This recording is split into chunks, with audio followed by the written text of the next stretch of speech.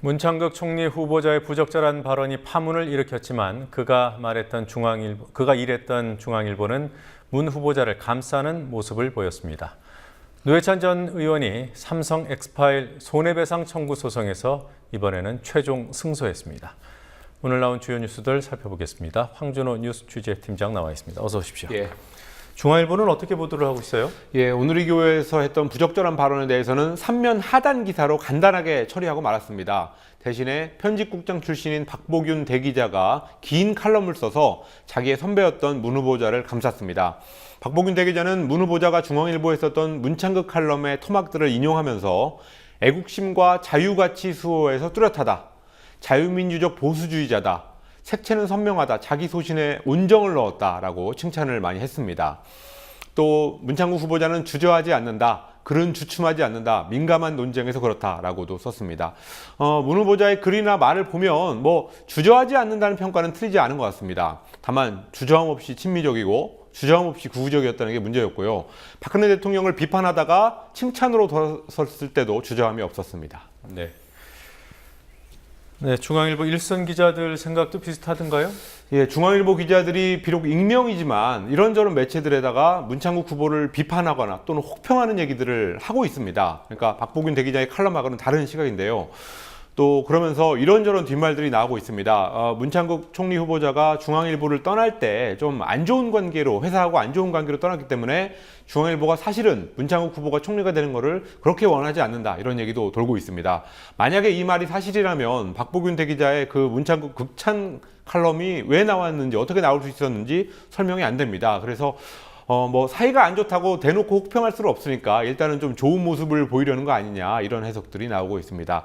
어찌됐건 간에 문창국 후보 같은 사람을 칭찬하는 칼럼을 썼던 것은 박보균이라는 기자의 글, 이 글 역시 역사에 남게 될 거고요.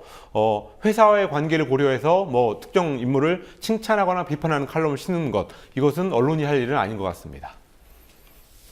네, 해외 언론들도 문창극 후보자의 발언을 보도를 했더군요. 예, 중국 언론들도 했고 특히 일본 언론들이 어떻게 보도했는지, 왜냐하면 그 친일 발언이 많았기 때문에 그게 가장 관심이 갔었는데요. 교도통신 같은 경우는 문창극 파문을 소동이라고 표현하면서 총리 취임을 하려면 국회 공청회를 거쳐야 되지만, 그러니까 청문회를 거쳐야 되지만 여론이 급속히 악화되고 있어서 실제로 취임할 수 있을지 불투명한 상황이다라고 전했습니다. 그러니까 일본 언론들이 보기에도, 객관적으로 보기에도 상황이 별로 안 좋다는 뜻이었습니다. 친일 발언에 대해서는 그거를 표시하면서 좋아하는 기사를 쓰는 일본 언론은 없었습니다만 어쨌든 내일쯤 구구 산케이 신문 같은 데는 어떻게 쓸지 주목되고 있습니다. 네.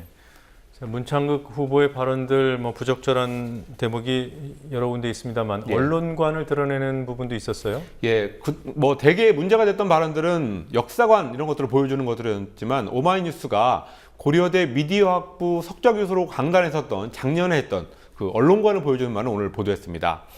언론이 지배계급의 이데올로기를 대변하는 것은 당연하다. 이거를 비판하는 언론학자들이 이상하다라는 말을 했습니다. 이 말에 대해서는 더 이상 말이 필요 없는 발언 같습니다. 네. 자, 다른 얘기 해보죠. 삼성 엑스파일 손해배상 청구 소송. 그러니까 이건 민사 소송이에요. 예. 여기서 노회찬 전 의원이 승소했군요. 삼성이 떡값을 챙겨줘야 될 대상으로 그 엑스파일에 나오는 검사들이 노회찬 전 의원을 대상으로 손해배상 청구 소송을 제기했었는데 대법원이 9년 만에 오늘 노회찬 전 의원의 손을 들어줬습니다. 떡값 검사의 실명을 공개하는 행위는 공익성과 타당성이 인정이 돼서 명예훼손이 아니라는 판결이었습니다. 이번 거는 말씀하셨듯이 민사소송이었고요. 그렇지만 형사소송에서는 작년 초에 노회찬 전 의원이 떡값 검사 명단을 인터넷에 올려서 통신비밀보호법을 위반했다고 인정하면서 유죄를 판결했고 그것 때문에 의원직을 잃었었습니다. 이렇게 민사에서는 무죄, 형사에서는 유죄가 난 거는 적용한 법이 달라서입니다. 그렇지만 삼성 엑스파일에 대해서 형사재판에서는 공공의 관심사가 아니라고 했고, 그렇지만 또 민사재판에서는 공익성을 인정했다라는 것은 법원의 모순이라는 지적이 나오고 있습니다. 네. 자, 그렇군요. 자, 그 밖에 오늘 주요 뉴스들 또 뭐가 있었습니까? 새누리당이 6.4 지방선거 공천 대가로 헌금을 받은 혐의로 부인이 구속된 유승우 의원을 제명하기로 했습니다. 새누리당이 추구하고 있는 깨끗한 정치 문화를 훼손했다가 제명 결정의 이유였습니다. 국회에서 최루탄을 투척한 혐의로 기소된 통합진보당의 김선동 의원이 오늘 의원직을 상실해서 730 재보선 지역이 14곳으로 늘었습니다. 대법원이 김 의원에 대해서 징역 1년에 집행유예 2년을 선고한 원심을 확정했습니다. 총포, 도검, 화약류 등 단속에 관한 법률 위반 혐의였습니다. 지난 대선 6개월 전에 백설공주 박근혜라는 풍자 벽보를 붙인 팝 아티스트 이하 씨의 선거법 위반 혐의에 대해서 오늘 대법원에서 무죄가 확정됐습니다. 네, 이하 씨가 최근 박 대통령이 한복을 입고 사냥개 예. 타려는 듯한 그런 포즈. 예, 그 사냥개 그림도 이하 씨. 7마리와 네. 한복 입은 대통령 이것도 이하 씨의 작품이었죠? 그렇습니다. 예. 네, 자 여기까지 듣겠습니다. 수고하셨습니다. 예.